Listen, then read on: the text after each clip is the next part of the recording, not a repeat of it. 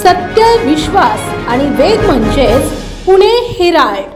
फुटलेली पाईपलाईन दुरुस्त करणाऱ्या एका तरुणावर अज्ञात तरुणाने गोळीबार करत 2 गोळ्या झाडल्या.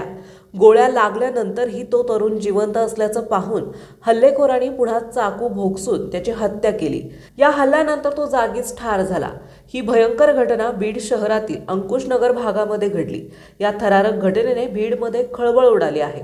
बीड नगरपालिकेमध्ये कॉन्ट्रॅक्ट बेसवर असलेला हर्षद शिंदे हा कर्मचारी अंकुशनगर भागातील साई पंढरी लॉन्ससमोर फुटलेल्या पाईपलाईन दुरुस्तीचे काम करत होता.